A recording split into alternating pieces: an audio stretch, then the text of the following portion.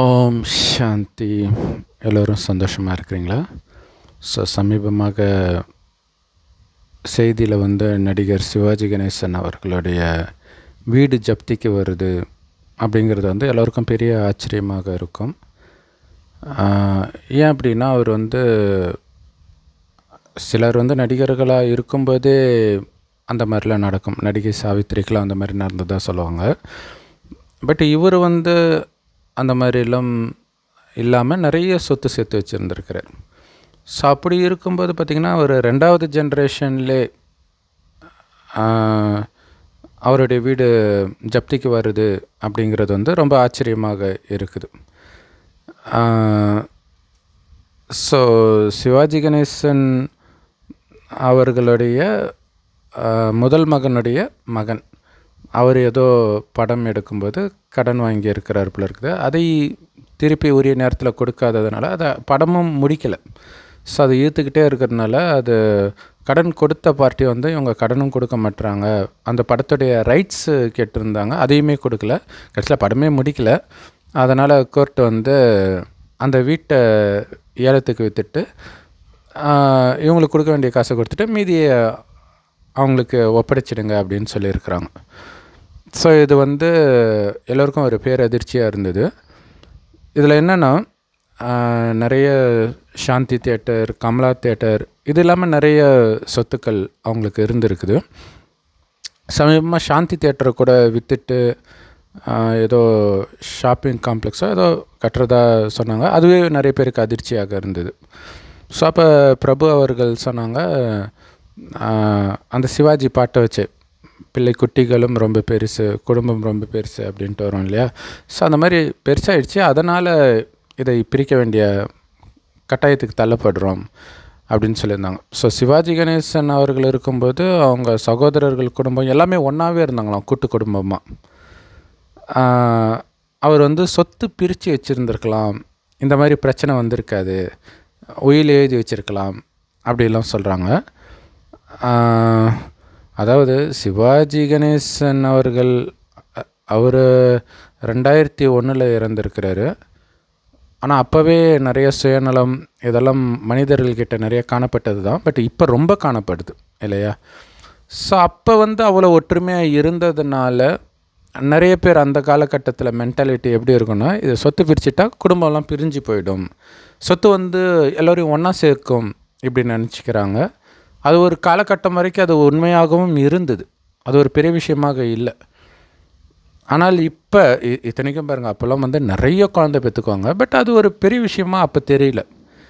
ஆனால் இப்போ குழந்தைகளே ரொம்ப கம்மியாக தான் பெற்றுக்கிறாங்க. ஆனாலும் இப்போ தான் நிறைய சொத்து பிரச்சனை இதெல்லாம் வருது. இப்போ சிவாஜி கணேசன் அவர்கள் 2001 இறந்துருக்காரு. இப்போ 2025 24 வருடம் ஆகுது. இந்த 24 வருடத்தில் கண்டிப்பாக சிவாஜி கணேசன் அவர்கள் இங்கே தான் எங்கேயோ பிறந்திருப்பார். 24 வயது இளைஞனாக இருப்பார். ஸோ இதை ஏன் சொல்கிறேன் அப்படின்னா, அவருடைய சொத்து என்ன ஆகுதுன்றதை இப்போ பார்க்குறோம். ஆனாலும் இந்த சொத்து அவர் அனுபவிக்கலை இல்லையா? கொஞ்ச நாள் உயிரோடு இருக்கிற வரைக்கும் என்ன அனுபவிச்சிருக்க முடியும்? தொடர்ந்து முடிகிற வரைக்கும் நடிச்சுக்கிட்டே இருந்திருப்பார். அதுக்கப்புறம் முடியாத ஒரு நிலை இருக்கும்போது அந்த சொத்தை என்ன அனுபவிக்க முடியும் இல்லையா? கம்முன்னு வீட்டில் இருப்பாங்க. ஸோ அதில் அவர் ஒரு சொட்டு தண்ணியை தவிர எதுவுமே சாப்பிட முடியாத ஒரு நிலையெல்லாம் அவருக்கு இருந்ததுதான். ஸோ அப்படி இருந்து இப்போ அவர் அடுத்த ஜென்மம் எடுத்து 24 வயது ஆணாகவோ பெண்ணாகவோ எங்கேயாவது இருப்பாங்க. ஆனால் அந்த திறமை இருக்குது இல்லையா, அசாத்திய திறமை. ஸோ அவருடைய திறமையினால தான் அவ்வளோ சொத்தை அவர் சேர்த்தார். அந்த திறமை அடுத்த ஜென்மத்தில் அவருக்கு கை கொடுக்குதா? அது இருக்கும். பட் ஆனால் அதற்கான சூழ்நிலையில் அவர் பிறக்கணும். இதெல்லாம் நிறையா இருக்குது. இன்னொன்று, உலகமே மாறிடுச்சு, எல்லாமே மாறிடுச்சு. ஸோ இப்போ அந்த மாதிரி ஒரு 24 வயதில் ஒரு ஆணோ பெண்ணோ சிவாஜி கணேசன் அவர்களுடைய அசாத்திய திறமையை வெளிப்படுத்துகிறாங்களா அப்படின்னா அப்படி யாருமே வெளிப்படுத்தலை எங்கேயுமே. ஆனால் அவர் பிறந்துட்டார். ஆனால் அந்த திறமை அவருக்கு உதவி செய்யலை இந்த ஜென்மத்தில் அப்படிங்கிறது இதில் நிரூபணமாகுது. ஸோ அந்த திறமையும் அடுத்த ஜென்மத்துக்கு கூட வரலை அப்படிங்கிறது தான் உண்மை. உள்ளே இருக்கும், பட்டு இப்போ அது உதவி செய்யாது இல்லையா. அடுத்தது இன்னொரு முக்கியமான விஷயம், சிவாஜி கணேசன் அவர்கள், எம்ஜிஆர் அவர்கள், இவங்க 2 பேர் அப்போ பெரிய சூப்பர் ஸ்டார்ஸ் இல்லையா. ஸோ எம்ஜிஆர் அவர்கள் இறந்து 38 வருடம் ஆகுது. ஸோ அப்போ 38 வயது இளைஞனாக அல்லது ஆணாக பெண்ணாக ஏதோ ஒன்று பிறந்திருப்பார். ஸோ அப்போ தமிழ்நாட்டையே தன்னுடைய சுண்டு விரலில் அந்த புன்னகையில் வசீகரித்து வச்சுருந்தார். ஸோ அந்த மாதிரி அந்த வயதில் இப்போது யாராவது இருக்கிறாங்களா அப்படின்னா இப்போ யாருமே இல்லை. ஸோ இதுலேருந்து என்ன தெரியுது அப்படின்னா, எம்ஜிஆர் அவர்களுக்கும் அந்த வசீகரத்தன்மை அடுத்த ஜென்மத்தில் அந்த அளவிற்கு கண்டிப்பாக இருக்காது, வேணால் கொஞ்சம் இருக்கலாம். ஆனால் எம்ஜிஆர் அவர்கள் ஒரு விஷயம் என்ன பண்ணியிருக்காரு அப்படின்னா, ரொம்ப அந்த வள்ளல்ன்ற பேரே வாங்கியிருக்கிறார் இல்லையா. ஸோ அந்த மாதிரி நிறைய கொடுத்து உதவி இருக்கார். அது கண்டிப்பாக அடுத்த ஜென்மத்துக்கு வரும். பணக்கார குடும்பத்தில் பிறப்பார். ஸோ என்னென்ன அவர் பேரில் ஹாஸ்பிட்டல் இருக்குது, காலேஜ் இருக்குது. ஸோ இதெல்லாம் திறக்கிறதுக்கு அவர் உதவி பண்ணியிருக்கார். நிறைய காலேஜ் யூனிவர்சிட்டியில் மற்றவர்கள் மூலமாக திறக்கிறதுக்கு அவர் நிறைய உதவி பண்ணியிருக்கார்.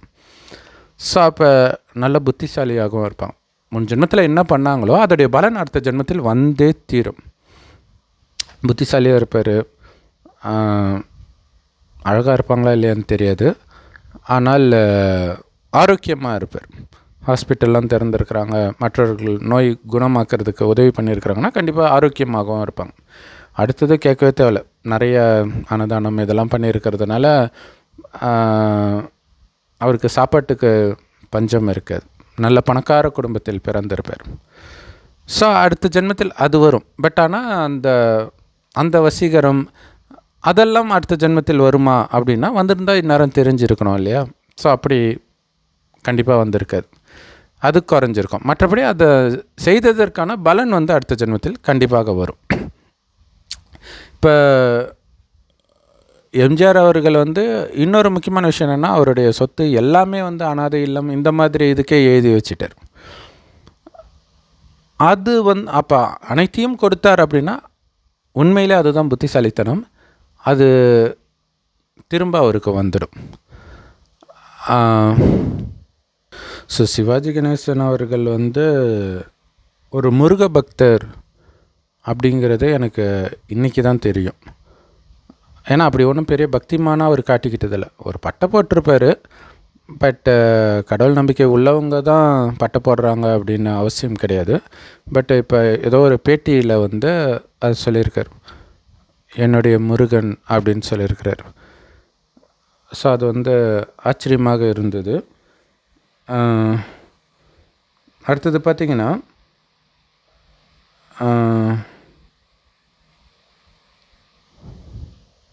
சிவாஜி கணேசன் அவர்களுடைய நினைவாகவே ஒரு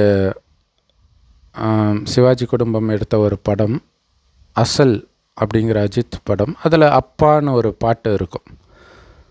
ஸோ ஜென்ரலாக அப்பாவை வைத்து பெருசாக பாட்டு அதுக்கு முன்னாடி வந்ததில்லை, அதுக்கப்புறம் ஏதோ வருதுன்னு நினைக்கிறேன். அதுக்கு முன்னாடிலாம் அம்மா பாட்டு தான் வருமே தவிர அப்பா பாட்டு பெருசாக வராது. ஸோ அப்படி ஒரு அப்பாவாக சிவாஜி கணேசன் அவர்கள் அவருடைய திறமையை மூலதனமாக வைத்து சம்பாதித்த அந்த சொத்து கொஞ்சம் கொஞ்சமாக அது குறைஞ்சிக்கிட்டே தான் வரும் இல்லையா. ஏன் குறையுதுன்னா, நிறைய பேர் பிரிக்கிறாங்க. ஸோ அந்த பிரிக்கிறது கரெக்டாக பிரிப்பாங்களா, இந்த மாதிரி விஷயம்லாம் இருக்குது. பட் கரெக்டாக இருக்கிற பட்சத்துலையுமே பார்த்திங்கன்னா அது குறைஞ்சிக்கிட்டே தானே வரும் அடுத்தடுத்த ஜென்ரேஷனுக்கு. அதுக்கப்புறம் இவங்க அதை வச்சு சம்பாதித்தால், அது பக்காவாக சம்பாதிச்சால், ஏன்னா இப்போ சினி இண்டஸ்ட்ரியிலே இருக்கிறவங்க, அவங்க பெரிய மகன் ராம்குமார் ப்ரொடக்ஷன் தான் எப்போத்துலேருந்தோ பண்ணிட்டு இருந்தார்.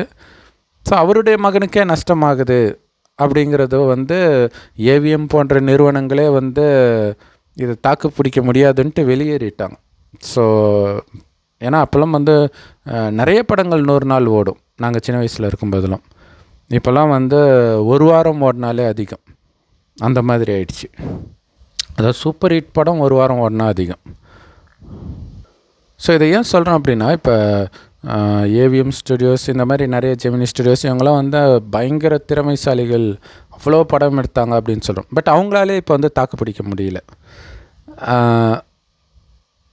இது எதை குறிக்குது அப்படின்னா, நம்மளுடைய திறமை அப்படின்னு ஒரு விஷயத்தை நினைக்கிறோம் இல்லையா, அது உண்மையிலே நம்ம திறமை கிடையாது அப்படிங்கிறது தான் உண்மை. ஏன்னா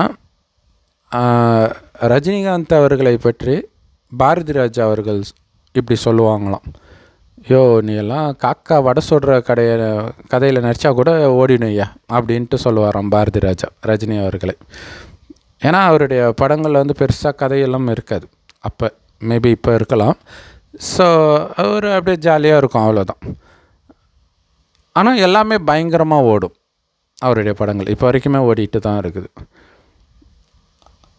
அப்போ எப்படி அவரது மட்டும் ஓடுது, மற்றவர்களதெல்லாம் அந்த அளவிற்கு நெருங்க முடியல கான்ஸ்டண்ட்டாக, இல்லையா? அது ஒரு பெரிய விஷயம் இல்லை.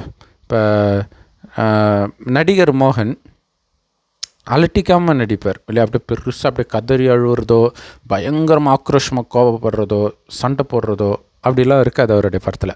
அப்படியே சாஃப்டாகவே நடிப்பார். ஜென்ரலாக அப்படிலாம் நடிச்செலாம் ஃபேமஸே ஆக முடியாது யாருமே, இல்லையா? நிறைய பேர் இருந்திருக்கிறாங்க அந்த மாதிரி நடிக்கிறவங்களாம் சாம்பார்னு வேறு சொல்லிவிடுவாங்க. ஆனால் அவருடைய படங்கள் எல்லாமே வெள்ளி விழா நாயகன்னு பேர் வாங்கி கொடுக்குற அளவுக்கு வெள்ளி விழா கண்டுது. ஸோ ஆனால் அப்படி இருந்து திடீர்னு டக்குன்னு காணாமல் போயிட்டார். அது ஆச்சரியமாக இருந்தது.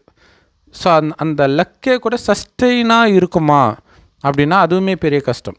ரஜினிகாந்த் அவர்களுக்கு அது தொடர்ந்து வந்துக்கிட்டே இருக்குது. அதுவும் அவருடைய வாழ்க்கையுடைய தொடக்கத்தை பார்த்தீங்க அப்படின்னா, அவர் வந்து படத்தில் நடிக்கணும்னு தான் வந்தாரே தவிர ஹீரோவை நடிக்கணும்னு வரல. அது அவருடைய லட்சியமாக இல்லவே இல்லை. ஏதோ வருது, வில்லன் நடிக்கிறோம், நல்லா ஓடுது, இப்படியே இருக்கட்டும்னு தான் இருந்திருக்கார். ஸோ அப்போ ஹீரோவை நடிக்கிறதுக்கு அவரை கூப்பிடும்போது அவர் அதை தட்டி கழிக்கணும்னு தான் நினைக்கிறார். ஏன்னா அதுதான் அவருக்கு, வில்லன் நடிக்கிறது தான் அவருக்கு கம்ஃபர்டபுளாக இருக்குது, எப்படி வேணாலும் நடிக்கலாம். சமீபமாக கூட அது சொன்னார், ஹீரோ நடிக்கணுன்னா வெரைட்டி இருக்காது, வில்லன்னா நம்ம இஷ்டத்துக்கு பூந்து விளையாடலாம் அப்படிலாம் சொல்லுவார். ஸோ அப்படி இருந்தவரை வலுக்கட்டாயமாக அவர் வந்து இதை தட்டி கழிக்கணுன்றதுக்காக அதிக சம்பளம் கேட்குறாரு. அவங்க சரி ஓகேன்றாங்க. ஸோ என்னடா அதை ஓகேன்னு சொல்லிட்டாங்களே அப்படின்னு பார்த்தா அந்த படம் பயங்கர ஹிட்டும் ஆகுது. ஸோ அடுத்தடுத்து பெரிய ஹிட் ஆகுது. இது எப்படி, இதை ஏன் சொல்கிறோம் அப்படின்னா, அவர் வந்து தனக்கு ரொம்ப திறமை இருக்குதுன்னா அவர் நம்மளை இப்போ வரைக்குமே அவர் அது திறமைன்றதை மைண்டுக்குள்ளே அவர் எடுக்கிறதே கிடையாது. இது ஒரு பெரிய விஷயம் இல்லை. இப்போ வரைக்குமே இப்போ கூட ஏதோ ஒரு ஃபங்க்ஷனில் வந்து ஒரு கதை சொல்கிறார். ஒரு எவனோ ஒருத்தன் கழுதையை தொலைச்சிட்டு பித்து பிடிச்ச மாதிரி உண்மையிலே மனநலம் பாதிக்கப்பட்டவனா உட்காந்துருக்குறான். அந்த நேரம் இவர் ஏதோ சாமியாருன்னு நினச்சிட்டு எல்லோரும் வராங்க. அவன் சொன்னதெல்லாம் வேறு பலிக்குது. ஒரு டைமுக்கு அப்புறம் அவனுடைய புத்தி சரியாயிடுச்சு. போகலான்னு போது எங்கேயும் போயிடாத, நீ அப்படியே பெரிய கலெக்ஷன் ஆகுது. இந்த மாதிரி அந்த பைத்தியக்காரன் தான் சார் நான். அது ஏதோ அதிசயமாக நான் வரும்போது போனால் ஒரு கேள்விக்குறி, 6லேருந்து 60 வரை, தளபதி, இந்த மாதிரி படங்கள் நல்லா ஓடிடுச்சு. அதுக்காக என்கிட்ட திறமை இருக்குதுன்னு நினச்சா என்ன மாதிரி பைத்தியக்காரன் யாருமே கிடையாதுன்றார். ஸோ இது ரஜினிக்கு மட்டும் இல்லை, சிவாஜி கணேசன், கமலஹாசன், பெரிய பெரிய நடிப்பு ஜாம்பவான்னு சொல்கிற அத்தனை பேருக்குமே இது உண்மை. ஆனால் அதை நம்ப மாட்டாங்க, அதுதான் பெரிய விஷயம். ஏன் அப்படின்னா, அந்த புண்ணிய கணக்கு இருக்கும் பொழுது நீங்கள் உங்களுடைய அசைவு எல்லாமே மக்களுக்கு பிடிக்க ஆரம்பிச்சிடும். ஆனால் கூடவே நல்ல குணமும் இருக்கணும், அது முக்கியம். பெரும்பாலும் புண்ணிய கணக்கு இருக்கும்போது குணமும் நல்லா தான் இருக்கும். அப்போ அந்த புண்ணிய கணக்கு இருக்கும்போது அதற்கான பலன் உங்களை தேடி வந்து கொடுக்கும். எங்கே போய் ஒளிஞ்சாலும் விடாது, தேடி வந்து உங்களுக்கு கொடுத்துடும் புண்ணியம். பாவம் கூட அப்படி தான், அதுவும் உங்களை தேடி வந்து கொடுத்தே தீரும். ஸோ இது வந்து புண்ணியத்தின் கணக்குனால் வருதே தவிர திறமையினால் கிடையாது. இளையராஜா அவர்கள் வந்து அடிக்கடி சொல்லுவாங்க, அதை கூட, எனக்கு மியூசிக்கே தெரியாது, ஏதோ மேலேருந்து டேங்கை திறந்து விட்டால் வரா மாதிரி வந்துக்கிட்டு இருக்குது அப்படின்னு சொல்லுவார். ஸோ அது ஒரு பெரிய விஷயம் அது, இல்லையா? ஒரு அந்த புண்ணிய கணக்கு இருக்கிற வரைக்கும், அந்த புண்ணிய கணக்கு தீர்ந்துச்சுன்னா டக்குன்னு காண போயிடுவாங்க. இல்லை, டிஎம் சௌந்தரராஜன் எவ்வளோ ஃபேமஸாக, அந்த வாய்ஸ் அவ்வளோ வசீகரமாக இருக்கும், திடீர்னு அவருக்கு மார்க்கெட் போச்சோம். அது கேட்கும்போதே ஆச்சரியமாக இருக்குது. எஸ்பிபி வந்த உடனே. எஸ்பிபி வந்து குறிப்பாக ஏதோ ஒரு படத்தில் 400 ராசி இல்லாத ராஜான் டி ராஜேந்தர் படம், அதை பாருங்கள். அதுதான் டி ராஜேந்தருக்கு ஃபஸ்ட்டு படம். இவருக்கு அதுதான் லாஸ்ட்டு படம் ஆகுது. அந்த புண்ணிய கணக்கு இருக்கிற வரைக்கும் வரும். அந்த புண்ணிய கணக்கு எப்போ தீரும்னே நமக்கு தெரியாது. ஆனால் கண்டிப்பாக ஒரு நாள் தீரும். இதை ரஜினி அடிக்கடி சொல்லுவார். வண்டி போயிட்டு இருக்குது, போகிற வரைக்கும் போகட்டும், அப்புறம் திடீர்னு போயிடும். அதுக்கு அவர் தயாராகவே இருக்கார். திடீர்னு போயிடும். ஆனால் அவரே எதிர்பார்க்காம போயிட்டு இருக்குது வண்டி. ஆனால் இதுக்கும் எனக்கும் சம்மந்தம் இல்லை அப்படின்னு அவர் நினைக்கும் பொழுது அந்த அகங்காரம் வராது. அகங்காரம் வந்துடுச்சுன்னா அது மனிதனை அழிச்சிடும். உச்சத்தில் இருக்கிறவங்களும் காணாமல் போக வச்சிடும். ஸோ அதேமாதிரி சிவாஜி கணேசன் அவர்களும் அசத்திய திறமை எல்லாமே இருந்தால் கூட ஒரு டைமுக்கு அப்புறம் அவர் அப்பா கேரக்டர் அந்த மாதிரி பண்ண ஆரம்பிச்சிட்டார். ஸோ ஹீரோ அப்படிங்கிறது மேபி நடிச்சு ஓடாமல் இருந்திருக்கும்னு நினைக்கிறேன். அப்புறம் அப்பா அந்த மாதிரி கேரக்டர் ரோல் அந்த மாதிரி பண்ண ஆரம்பித்தார். இப்போ ஆனால் ரஜினிகாந்த் இப்போவுமே ஹீரோவாக நடிக்கிறார். 70 வயதை கடந்தும் பயங்கரமாக ஓடவும் செய்யுது. அது ஒரு பெரிய ஆச்சரியம் இல்லை. சும்மா ஓடுறது மட்டும் இல்லை, இன்னும் நம்பர் 1ஆகவே இருக்கிறார். ஸோ இன்னொரு விஷயம் என்ன அப்படின்னா, எப்போவுமே வந்து இந்த முதல் 2 பேர் எந்த துறையில் இருந்தாலும் அவர்களுக்குள்ள ஒரு போட்டி, பொறாமை இதெல்லாம் இருக்கும். ஸோ அந்த மாதிரி எம்ஜிஆர் அவர்கள் அரசியலில் வந்தது வந்து அதாவது எம்ஜிஆர் காங்கிரஸை விட்டு வெளியேறிய பிறகு தான் சிவாஜி காங்கிரஸில் சேர்ந்தாருன்னுவாங்க. ஸோ அதனால் அரசியலில் வந்து அவர் ஒரு ராசி இல்லாதவர் அப்படின்னே சொல்லுவாங்க. அதுக்கப்புறம் அவர் சொந்தமாக கட்சியெல்லாம் கூட ஆரம்பிக்கிறார். அதில் பெரிய நஷ்டமாச்சான். நிறைய அவருடைய சொத்தெல்லாம் விற்க வேண்டியதெல்லாம் வந்துச்சான். ஸோ அப்போ பாருங்கள், அந்த புண்ணிய கணக்கு தீர்ந்த பிறகு என்ன நம்ம தலைகீழ நின்னாலும் அது வராது. ஸோ இந்த விஷயம் இப்போ இருக்கிற சமுதாயத்திற்கு தெரியலைன்றது தான் ரொம்ப கொடுமையான விஷயம். தன்னுடைய திறமை அப்படின்னே நினச்சிக்கிறாங்க. ஸோ எந்த அளவுக்கு தன்னுடைய திறமைன்னு நினைக்கிறாங்களோ அந்த அளவுக்கு புண்ணிய கணக்கு தீர்ந்த உடனே வேலை செய்யாது பாருங்களா. இப்போ பயங்கரமாக மனநோயாளி ஆகிடுவாங்க. எனக்கு தெரிஞ்ச ஒரு சகோதரர் பயங்கர டேலண்ட், சின்ன வயசுலேருந்து ரொம்ப நல்லா படிப்பார், கோல்டு மெடலிஸ்ட்டு. ஸோ ஏதோ ஒரு பிஸ்னஸ் அதை பண்ணணும் அப்படின்ட்டு அவங்க ரொம்ப பணக்கார குடும்பத்துலேயும் பிறக்கிறார். ஸோ அப்போ ஒரு குறிப்பிட்ட சொத்தை விற்று அவருக்கு கொடுக்குறாங்க. அவர் கேட்ட தொகை ஏதோ சில கோடிகள். ஆனால் அது நஷ்டமாயிடுச்சு. நஷ்டமானோடனே அவர் கல்யாணமாக ஆயிடுச்சு. ஒரு பெரிய பணக்கார பொண்ணை தான் கல்யாணம் பண்ணியிருக்கிறாரு. ஸோ அதுக்கு பிறகு வந்து நஷ்டமானோடனே மறுபடியும் கேட்குறாரு, நீங்கள் சொத்தை பிரித்து கொடுத்துடுங்க, எனக்கு வர்றதை கொடுங்க. ரொம்ப அன்பாகவே பேரண்ட்ஸ் கிட்டலாம் இருப்பார் போல இருக்கு. அப்போ வந்து எல்லாருக்கும் பயம் வந்துடுச்சு. ஏன்னா பெரிய தொகையை லாஸ் பண்ணிட்டு வந்திருக்காரு, இப்போ இதுவும் போயிடுச்சுன்னா என்ன பண்ணுறது அப்படின்ட்டு வந்து கொடுக்க மாட்டேன் அப்படின்னு சொல்லியிருக்கிறாங்க. கொஞ்ச நேரத்தில் பார்த்தா கெட்ட வார்த்தையெல்லாம் பேச ஆரம்பிக்கிறார். எல்லாருக்கும் ஷாக் ஆகிடுது. மனதளவில் பயங்கரமான பாதிப்பு, அந்த பைப்போலர் டிஸார்டர்ன்ட்டு அந்த கேரக்டரை அப்படியே டக்குன்னு மாற ஆரம்பிக்கும். ஸோ அந்த மாதிரிலாம் இருந்து ஒரு பயங்கர விரக்தி போய் அதுக்கப்புறம் ட்ரீட்மெண்ட்லாம் எடுத்து அதுக்கப்புறம் ஓகேம்மா ஒன்றும் பிரச்சனை இல்லைம்மா நான் பார்த்துக்கிறேன் அப்படின்னு அன்பாக சொல்லிவிட்டு ஏதோ ஒரு வேறு ஸ்டேட்டுக்கு போய் ஹோட்டலில் தங்கிட்டு இருக்கும்போது பார்த்தா கால் வருது, உங்கள் பையன் தற்கொலை பண்ணிக்கிட்டாரு மாடியிலேருந்து குதிச்சுன்ட்டு. அவங்களுக்கு செம ஷாக்கு. ஸோ இது ஏன்னா அந்த திறமைன்னு ஒன்று இருக்குது இல்லையா. ஸ்கூலில் நம்ம சூப்பராக படிக்கிறோம், அதாவது எல்லாம் கஷ்டப்பட்டு படித்து புரியாமல் உங்களுக்கு தானாக புரியுதுனாலே ஏதோ ஒரு புண்ணிய கணக்குன்னு உங்களுக்கு தோண வேண்டாம் இல்லையா. விழுந்து படிப்பாங்க, அவங்களுக்கு மைண்டில் ஏறாது, புரியாது. கணக்கெல்லாம் பார்த்திங்கன்னா என்னென்னமோ யோசித்து பார்ப்பாங்க, ஒன்றுமே புரியாது. ஆனால் சும்மா அப்படி போர்டில் டீச்சர் போட்டிருக்கிற செம்ம பார்த்தோன்னே இது இப்படின்னு சொல்லிட்டு போவாங்க. இது எப்படி உங்கள் திறமைன்னு சொல்ல முடியும் இல்லை. இது எப்படி இளையராஜாவுக்கு மியூசிக் தானாக வருதோ அந்த மாதிரி தான் இந்த திறமையும் இருக்குது. அது மியூசிக் அது வெளியில் வருது, அதனால் திறமைன்னு சொல்லிடுறோம். ஆனால் இது வந்து நான் கஷ்டப்பட்டு பண்ணுறேன் அப்படின்னு புரிஞ்சுக்கிறாங்க. ஆனால் அந்த அபிமானம் இருக்குது பார்த்திங்களா, இது என்னோடய திறமைன்ட்டு அது அவங்களுடைய வாழ்க்கையை அழிச்சிடும் அப்படிங்கிறதுக்கு இது ஒரு சிறந்த உதாரணம். ஆனால் இது என் திறமை இல்லை, கடவுள் கொடுக்குறாரு, நான் அசைக்க முடியாத நம்பிக்கை இருந்தால் அகங்காரம் வருமா? கெட்ட பழக்கம் வருமா இல்லையா? நிறைய பேர் ஃபேமஸ் ஆனதுக்கப்புறம் ரொம்ப பெண்கள் தொடர்பு, சாராயம், இந்த மாதிரி அழிஞ்சு போனவர்கள் நிறைய பேர் இருக்கிறாங்க. இது கடவுள் எனக்கு போடுற பிச்சைனா எவ்வளோ நன்றியோடு இருப்போம்.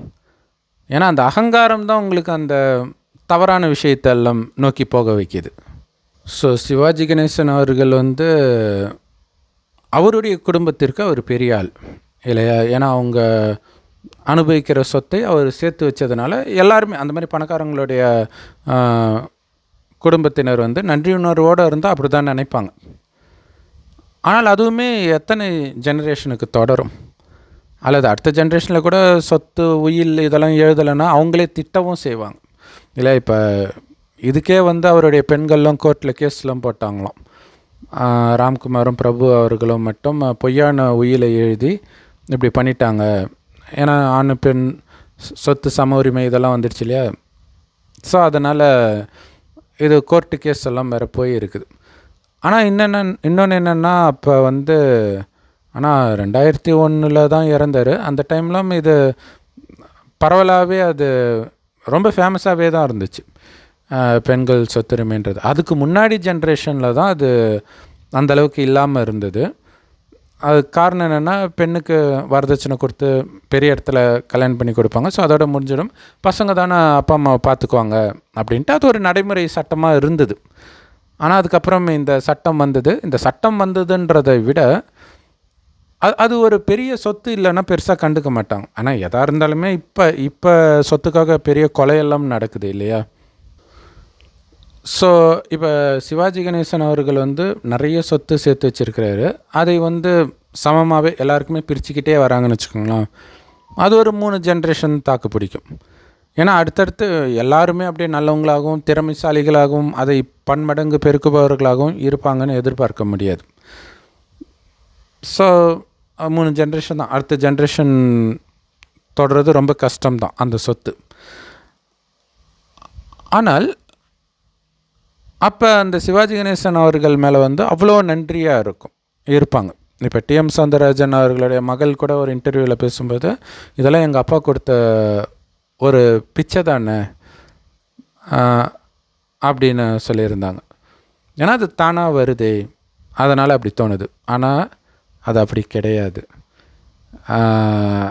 ஏன்னா டிஎம் சௌந்தரராஜனை விட அதிக புண்ணிய கணக்கு அவங்களுடைய மகன் அல்லது மகள்களுக்கு தான் இருக்கும்.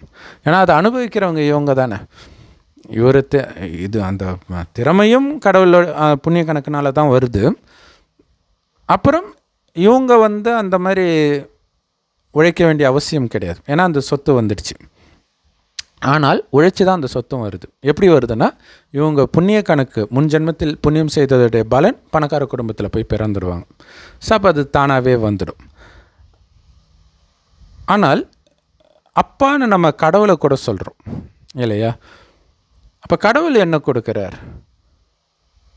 சிவாஜி கணேசன் அவர்களுடைய காலகட்டத்தில் இவங்க சம்பாதிச்ச சொத்து 3 ஜென்ரேஷனுக்கு வருது அப்படின்னா, கடவுள் கொடுக்குற சொத்து,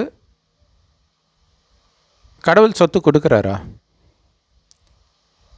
அப்படிங்கிறத யோசிக்கணும். ஏன்னா இப்போ புண்ணிய கணக்குனால இது வருது. புண்ணிய கணக்கு நான் தான் புண்ணியம் செஞ்சேன் அதனால் வருது. இதுக்கும் கடவுளுக்கும் என்ன சம்மந்தம் அப்படின்னு தோணும். சம்மந்தம் இருக்குது. என்ன சம்மந்தம் இருக்குதுன்னா, இப்போ ஜென்ரலாக ஒரு பெரிய புண்ணியம், இப்போ எம்ஜிஆர் அவர்கள் நிறைய தானம் புண்ணியம்லாம் பண்ணியிருக்கிறார். இப்போ இதோடைய பலன் அவர் எவ்வளோ தான் தானம் பண்ணாலும், விஜயகாந்த் அவர்களும் நிறைய பண்ணியிருக்கிறாங்க, மயில்சாமி, இது மாதிரி நிறைய பேர் பண்ணுறாங்க இல்லையா? அவங்க எவ்வளோ தான் தானம் புண்ணியம் பண்ணாலும் அதற்கேற்ப பலன் கிடைக்கும், கண்டிப்பாக கிடைக்கும், அதில் டவுட்டே கிடையாது. ஆனால் எப்போ கிடைக்கும்னா, ஒரே ஒரு ஜென்மத்துக்கு, அதுக்கு அடுத்த ஜென்மத்தில் ஒரே ஒரு ஜென்மத்துக்கு கிடைக்கும். நல்ல பெரிய பணக்கார குடும்பம் அது மாதிரி இருக்கும். ஆனால் அடுத்த ஜென்மத்தில் ஒரு பலகீனம் இருக்குதுன்னு வச்சுக்கோங்களாம். தண்ணி அடிக்கிறது அல்லது பெண்கள், இந்த மாதிரி ஏதோ ஒன்று அங்கே ஸ்லைட்டாக தான் இருந்திருக்கும் முன் ஜென்மத்தில். அடுத்த ஜென்மத்தில் பார்த்திங்கன்னா உலகமே ரொம்ப மோசமாயிடுச்சுல. நல்லாவே தெரியும்ல, அப்போல்லாம் ரொம்ப பணக்காரங்க வேணால் தண்ணி அடிக்கலாம். சாதாரணமாக இருக்கிறவங்க பெருசாக தண்ணியெல்லாம் அடிக்க மாட்டாங்க. ரொம்ப ஏழையாக இருக்கிறவங்க அடிப்பாங்க, அதுவும் இருக்குது. அந்த நடுத்தர வர்க்கத்தில் யாருமே அடிக்க மாட்டாங்க. ஆனால் இப்போ எல்லாருமே தண்ணி அடிக்க ஆரம்பிச்சிட்டாங்க, பெண்களும் அடிக்க ஆரம்பிச்சிட்டாங்க. ஸோ அப்போ முன் ஜென்மத்தில் அவனுக்கு ஸ்லைட்டாக தண்ணி அடிக்கிற பழக்கம் இருந்தால் இப்போ பயங்கரமான குடிகாரனாக மாறிடுவோம்.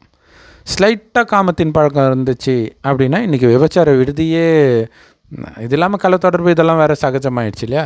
ஸோ இந்த மாதிரி மாட்டிக்குவாங்க.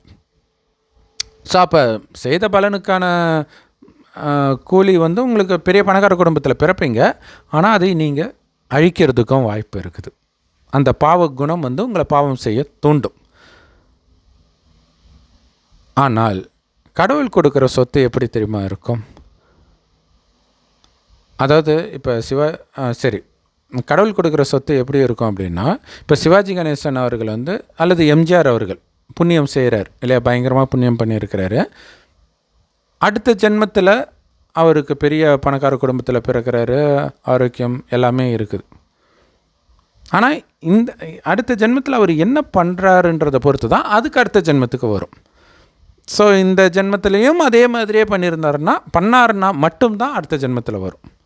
பண்ணலை, ஏதோ ஒரு காரணத்தினால சுயநலமாக ஆகிட்டாருன்னு வச்சுக்கோங்களேன். ஏன்னா உலகம் அப்படி மாற்றிடும்ல, துரோகிகளாக சுற்றி இருந்துக்கிட்டே இருக்கிறாங்க அப்படின்னும் போது ஒரு சலிப்பு கூட தட்டும்.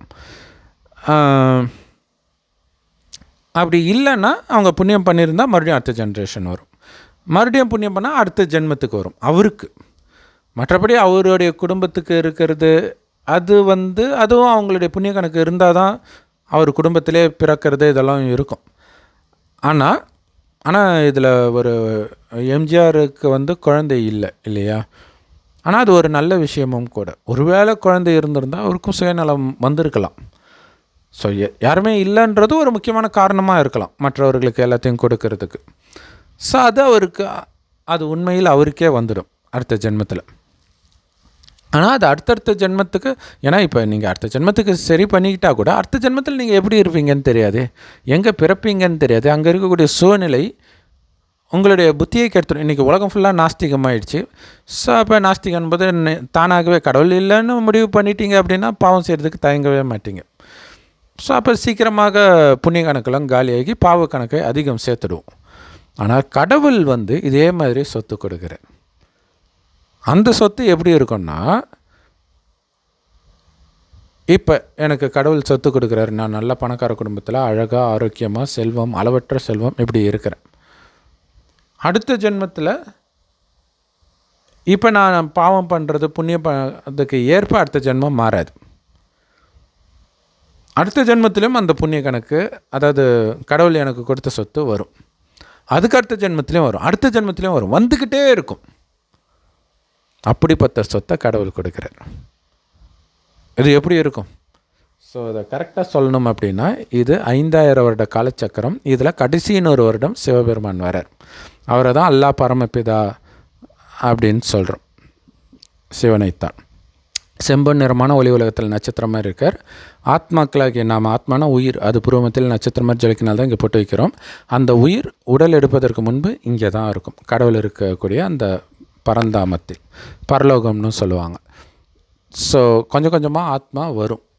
2500 வருடம் ஆரம்பத்தில் சொர்க்கமாகும், அடுத்த 2500 வருடம் நரகமாகும், இதே பூமி மாறுது அப்படிங்கிற ரகசியத்தை கடவுள் சொல்கிறார்.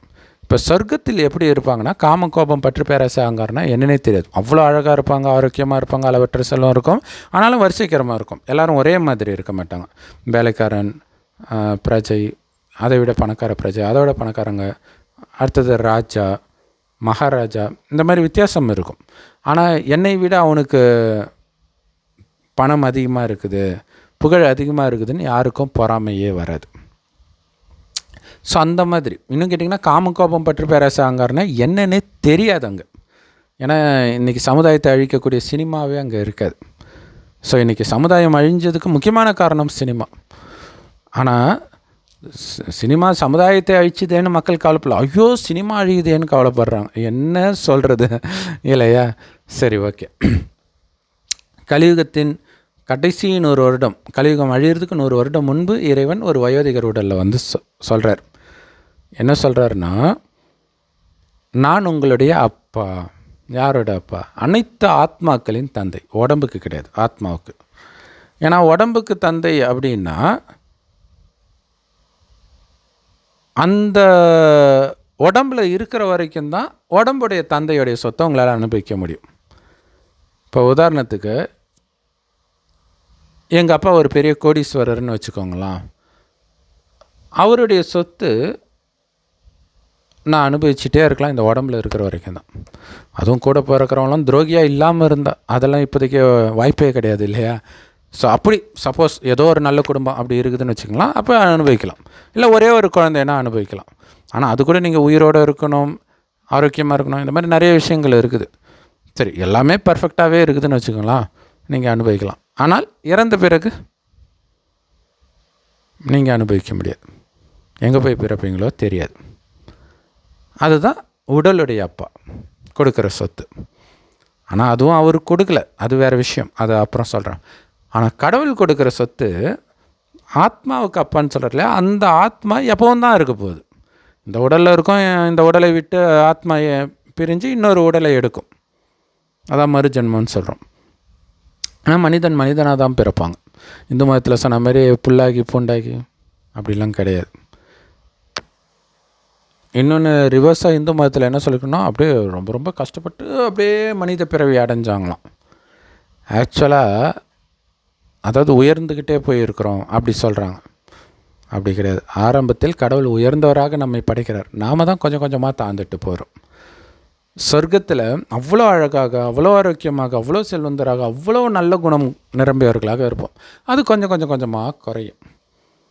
ஆனால் 2500 வருடம் சொர்க்கமாக இருக்குது. அதில் 21 பிறவி எடுப்பாங்க, ஏன்னா ஆயுள் 150 வருடம் இருக்கும். ஸோ அப்போ இந்த 21 பிறவிக்கும் கடவுள் கொடுக்குற சொத்து உங்களுக்கு வந்துக்கிட்டே இருக்கும் தொடர்ந்து. எப்போ கொடுக்குறாரு? கலியுகத்தின் இறுதியில்.